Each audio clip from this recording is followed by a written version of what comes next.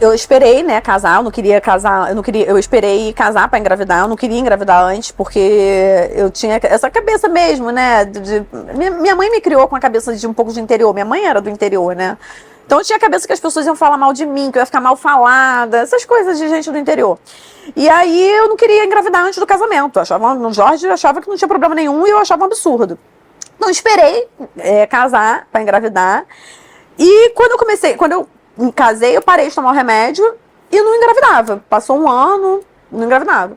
E aí a gente foi fazer exame, e aí deu que o espermatozoide do Jorge, por causa da inflamação que ele teve naquela região da bexiga, ele teve câncer em 2010, né, tirou um tumor, e aquela inflamação que ele teve na bexiga estava naquela região da próstata, tanto que alguns anos depois descobriu lá que tinha passado para aquela área toda, teve que tirar a próstata, tudo, depois eu vou explicar. Mas, enfim, na questão da gravidez ali, o esperma dele saía fragmentado, não saía vivo. Alguns saíam mortos e alguns fragmentados. Então, o percentual de esperma que saía vivo era muito pouco, quase zero. Então, eu tive muita dificuldade de engravidar. E o Jorge via que, assim, eu queria, eu já estava com 20 e poucos anos, já estava com quase 30 nessa época, 26. Quando eu já comecei a tentar engravidar mesmo, comecei a ficar preocupada, eu já estava com 26, 27. Falei, pô, daqui a pouco vai fazer 30. Aí depois dos 30, eu não sei, vamos ver, eu não sei como é que vai ser. O Jorge já tem filho, eu não vou ter, eu não sei se eu vou. Porque, na verdade, eu nunca idealizei, assim, mãe e tal. Mas depois que eu casei, eu falei, agora eu quero ter filho. E o Jorge queria ter filho, ele sempre quis. E ele já falava pra mim isso antes do casamento. E aí a gente procurou um especialista, o Fernando dele, lá em Botafogo. E eu fiz 6 processos, 6 vezes fertilização lá. A gente, normal, né? Fertilização sem colher o esperma de dentro da próstata. Foram 6 vezes lá no Luiz Fernando dele, mais ou menos 1 ano e pouco fazendo. Aí depois, fazendo algum tempo lá, eu troquei de médico. Falei, não, acho que tem que trocar, tem alguma coisa que, às vezes, um procedimento diferente faz a diferença. Aí a minha psicóloga, na época, me indicou a Maria Cecília Hertal.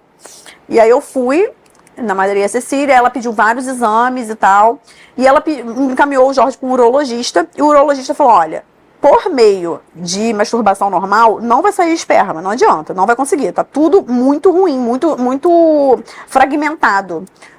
Você tem uma inflamação. Ele tinha uma inflamação na próstata que não identificava que era o câncer. Isso em 2016, mais ou menos, quando eu estava tentando engravidar. Foi, porque eu engravidei em dezembro de 2016. Ele deve ter feito esse exame. Provavelmente esse exame da próstata deve ter sido início de julho, maio de 2016. E em 2017 descobre o câncer que voltou. Então essa inflamação na próstata ali já era o câncer, só que não aparecia. E aí apareceu essa inflamação na próstata e ele não conseguia. Aí ele fez um procedimento cirúrgico, que ninguém ficou sabendo, e isso foi uma coisa sigilosa, foi só eu e ele sabia, eu nem sei se alguém da família mais sabe. Ele fez um procedimento cirúrgico, que ele teve que abrir a próstata e tirar a esperma lá de dentro. Ele ficou, acho que 15, 20 dias em casa nesse período. Isso foi, acho que julho, acho que foi até um recesso parlamentar, acho que foi julho de 16, uma coisa assim. E aí ele fez esse procedimento, tirou o esperma da próstata e a gente aí fez a fertilização no laboratório, fertilização in vitro, né? Porque a FIV, ela é a fertilização feita no laboratório, você fertiliza no laboratório. E aí nesse período que eu fiz, eu produzi 10 ovos dessa última que eu fiz já na Maria Cecília Hertal. Porque lá no Fernando dele foram vários. Na Maria Cecília Hertal, na última, foram 10 óvulos que foram produzidos. Desses 10 óvulos, ela falou, não vamos usar tudo, porque mesmo tirando lá de dentro, o esperma dele ainda não está de boa qualidade. Então não vamos usar todos os seus para não estragar. Vamos usar 5 e vamos congelar 5. Aí dos 5 meu que ela usou, dos 5 óvulos que ela usou meu, 1 vingou. Porque tem que esperar 5 dias para ver se ele evolui. Entendeu? Aí no 5º dia, 1 evoluiu. Aí esse 1, ela falou assim, eu não vou botar em você igual lá colocou, não. A gente vai tirar um pedacinho dele, a gente vai mandar pra São Paulo pra fazer um estudo pra ver se é viável. Pra você não ter que passar por tomar hormônio, botar em você, esperar vários dias, tudo de novo. Aí eu falei, caramba, tá bom. Aí ela tirou, ela colheu um pouquinho do material do embrião, porque aí quando passa os 5 dias já não é mais óvulo. Você pega o óvulo, pega o esperma, você fecunda.